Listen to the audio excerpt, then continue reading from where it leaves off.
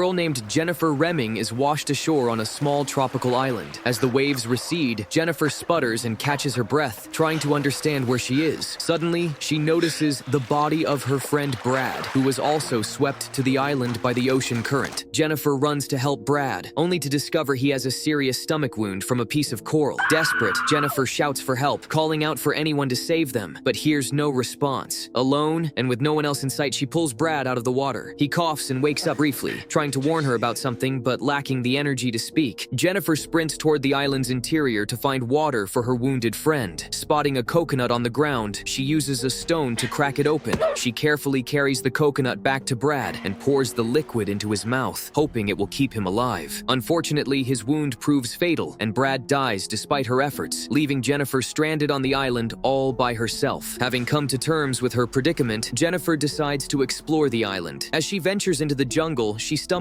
upon an abandoned campsite left by other survivors who once lived there. She finds an old box of psychotropic pills dating back to the 1990s, a mini fridge with expired soda, a thermos, a gamepad, a stuffed toy, and a book, items nearly useless for surviving on a desert island. However, Jennifer soon locates more practical tools, a tarp, and a box of matches. For a moment, she feels hope. A sudden noise from behind a hollow fallen tree startles her. Fearing the worst, she investigates, only to discover it was just a small bird. Relieved, Jennifer heads back to the shore, where she covers Brad's lifeless body with palm leaves in a final act of respect. Nightfall arrives, and a tropical downpour soaks the island. Jennifer seizes the opportunity to collect fresh rainwater in every available container she can find. She spends the night shivering from cold and exhaustion, without shelter beyond a palm tree. Come morning, the ocean's high tide brings a bounty of fish ashore. Jennifer gathers as many fish as she can. Among the marine debris, she makes a grisly discovery: the body of a shark covered in horrific lacerations. Staring at the strange wounds, Jennifer becomes increasingly uneasy, sensing something deadly may be beneath the water's surface. She manages to carve up one of the fish for breakfast, though she fights off nausea while doing so. After eating, she retrieves her personal diary from her partially salvaged backpack. The pages are waterlogged, making most of her entries illegible. She, however, finds a photo tucked between the pages, an image of herself and her boyfriend taken on Halloween. Gazing at the vast ocean, Jennifer fights back tears, remembering how the storm separated her from the people she loves. Another walk around the island leads Jennifer to the burial site of what appears to be a family of three. Haunted by the sight of their final resting place, she recalls Brad's remains on the shore. Feeling he too deserves a proper burial, she moves his body away from the water and buries him in the sand, marking the spot with a stick bearing his initials, though the grave is only a shallow one. That evening, Jennifer sets up a rudimentary shelter and roasts fish over her newly kindled fire. Another day passes on the deserted island, with no rescue in sight. The next day, Jennifer wanders along the shoreline and makes a disturbing discovery. A red trail leads from Brad's shallow grave straight into the ocean. His burial site is torn open, the body missing and dragged away, reminiscent of the mauled shark from before. Realizing she is in grave danger, Jennifer crafts a makeshift wooden spear using a sharpened stone and a sturdy branch, prepared to defend herself. That night, she sits near her fire, clutching the spear for safety. Although she wakes up several times, peering into the darkness, the predator never appears. She manages to slip into sleep while maintaining a watchful eye. The following morning, she ventures into the shallow waters around the island. Spotting some floating objects, she swims out to retrieve them, discovering they are remnants of luggage from the yacht. Diving beneath the surface, Jennifer notices a giant black hole on the ocean floor, a menacing chasm that makes her heart race. She hastily swims back to the shore, disappointed at finding nothing but clothing and shoes in her suitcase. She resigns herself to another lonely night. Later, she opens a box left by the previous island inhabitants and finds a stash of old photographs and a few remaining matches. As she's examining these pictures, a plane roars in the distance. Overcome with excitement, Jennifer tries to launch a flare she discovered among the old supplies. It fails twice before finally firing on her third attempt, briefly illuminating the ocean's surface. In that harsh red glow, Jennifer glimpses a terrifying sea monster rising out of the water. The creature stands on two legs but has a monstrous fish-like appearance. Horrified, she dives into the nearby jungle, trying her best to remain hidden. She hears the monster's raspy breathing and heavy footsteps drawing near. Luckily, it fails to find her, eventually returning to the depths of the sea. The next morning, Jennifer inspects the photographs more closely. In one of them, she sees a faint glint that appears to be the monster's eyes lurking in the darkness. Realizing the previous occupants also encountered this horror, Jennifer decides to take drastic action. She tries to build a raft using a suitcase and 2 life jackets. Testing the contraption, she quickly learns it won't remain afloat in rough waters. Furious and fearful, she abandons the half-submerged raft and seeks a new hiding spot. That evening, Jennifer chooses to shelter inside a hollow tree trunk to hide from the monster. Once darkness falls, the sea beast emerges again from the ocean to hunt. She hears its roars. Holding her breath, she waits as it prowls closer. The creature picks up her scent and starts shaking the tree she hides in. Jennifer cries out, terror gripping her. After a few moments of frantic rattling, the monster slinks away and disappears into the sea once again. On the 5th day of her ordeal, Jennifer leaves the tree trunk and formulates a plan to divert the monster's hunger. She heads to the water and catches small fish with her bare hands, slicing them into tiny pieces to use as bait. This, in turn, lures a small shark close to shore. Jennifer lunges with her spear, managing to kill it. Triumphant, she drags the shark carcass inland and ties it up so the monster might choose the shark over her when it emerges at night. Exhausted, Jennifer dozes off in her hiding spot. She wakes to find that her plan worked. The monster has devoured the shark instead of hunting her, but her reprieve is short-lived. The waves soon wash up the mangled, severed body of another yacht companion, Zach, onto the shore. Fighting revulsion, Jennifer removes Zach's life jacket and decides to use his remains as her next bait. She hangs his upper half from a tree, hoping it will satisfy the creature's appetite for another night. When darkness falls again, Jennifer stares at Zach's body from her hiding spot, waiting for the monster's inevitable appearance. This time, however, the creature roams too close. She can feel the monstrous presence right next to her hideout, and she nearly screams in terror. Incredibly, the monster doesn't detect her and retreats to the sea. On day 7, Jennifer moves to a new shelter, building herself a makeshift hammock in the tree canopy. She uses old ropes and scraps from the previous survivors' camp, hoping it will keep her safely off the ground and away from the creature. That evening,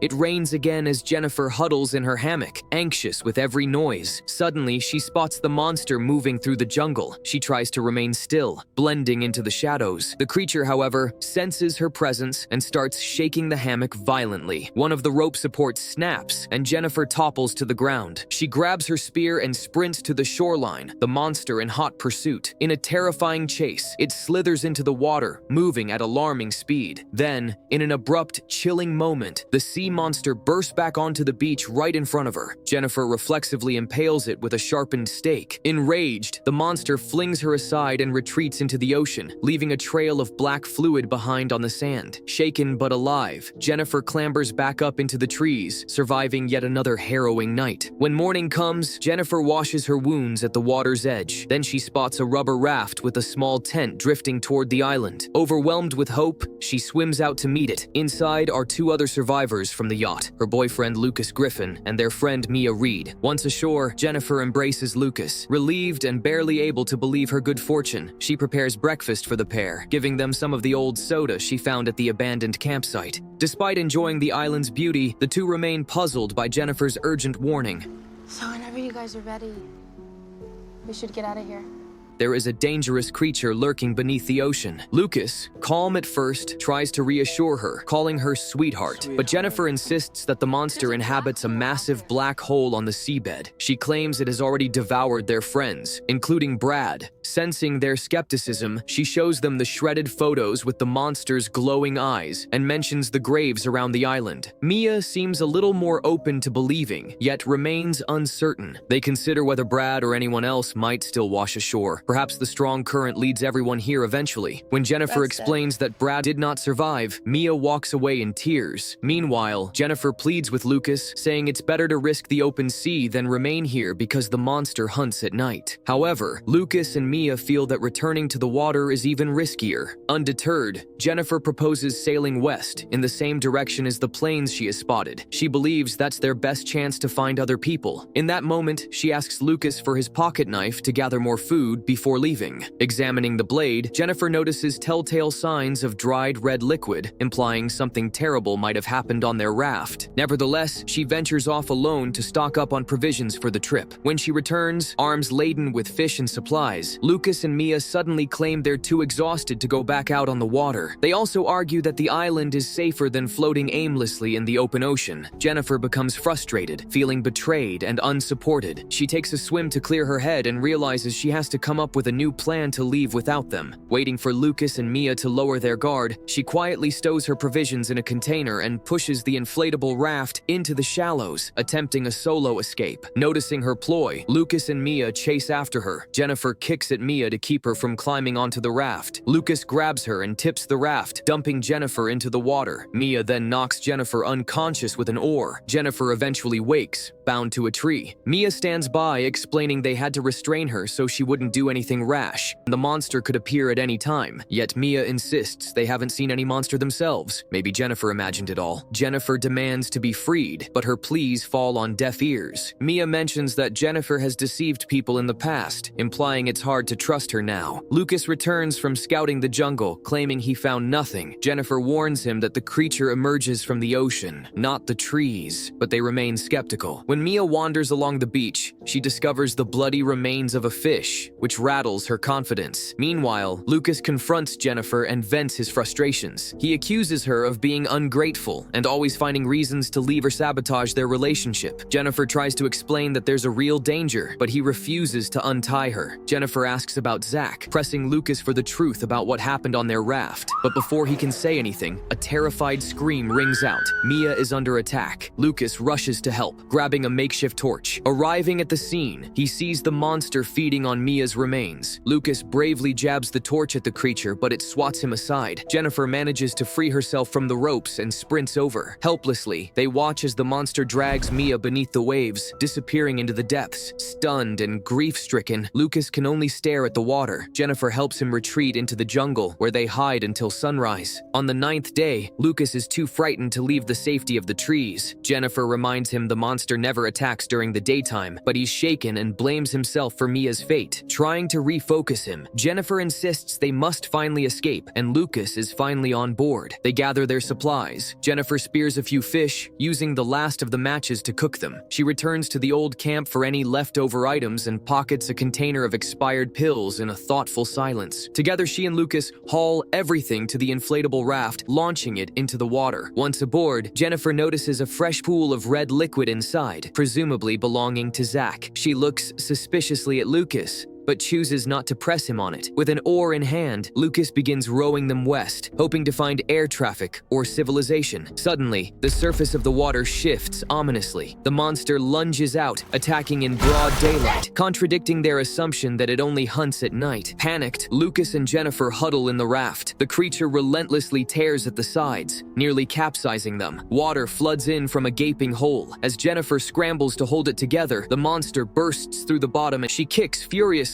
managing to push it away. Lucas fires a signal pistol at the beast, striking its face. Momentarily stunned, it disappears beneath the waves. A brief calm settles over them, broken by the creature's next assault. Jennifer is snatched underwater. In the daylight, the monster is revealed as a massive human-shark hybrid, dragging her toward the black hole on the ocean floor. Terrified, Jennifer remembers the pocket knife. She slashes at the creature, causing it to bleed black fluid. It recoils, but then notices Lucas diving in to rescue her. The beast pivots, seizing him. Despite Lucas's frantic struggle with a spear, he is pulled into the dark chasm below. Jennifer, unable to help, surfaces screaming in despair. She drags herself back onto the devastated raft, which eventually washes ashore on the island. Alone and heartbroken, Jennifer struggles to start another fire. In her diary, she writes a final message for any future shipwreck victims who might be swept ashore, accepting that rescue may never come. She prepares for a last stand against the monster. She sharpens multiple branches, scavenging the old graves for bones to craft deadly spear tips. That night, the monster emerges from the sea to hunt once more. Jennifer lures it into a large circle of dried twigs and grass, then sets the trap ablaze. Confused by the flames, the monster searches for a way out. Seizing the moment, Jennifer charges from cover and strikes with her spear. Despite its injuries, the creature fights back viciously, knocking her aside. She refuses to give up, repeatedly trying to drive the spear into the monster's existing wounds. In the struggle, Jennifer sustains serious blows. The monster grips her, nearly crushing her head. Gathering her last ounce of strength, Jennifer pulls out a small, sharpened stake and plunges it into the creature's chest. Both are badly hurt, yet the monster remains intent on killing her. It corners her near the shore, but at last succumbs to its injuries and collapses. In a final act of defiance, Jennifer delivers the killing blow, driving her spear through its body. The creature exhales one last wet gasp and falls still. Jennifer, battered and bloody, beheads it to ensure no trace of life remains. Dawn breaks. Limping away from the scorched battleground, Jennifer clutches the monster's head, a grisly proof of what truly lurks in these waters. So, what did you think of this movie? Why do you think such a ruthless monster allowed Jennifer multiple opportunities to escape? Share your thoughts in the comments below, and if you enjoyed the recap, remember to like this video and subscribe for more movie recaps. Thanks for watching Unicorn Recaps, and see you next time.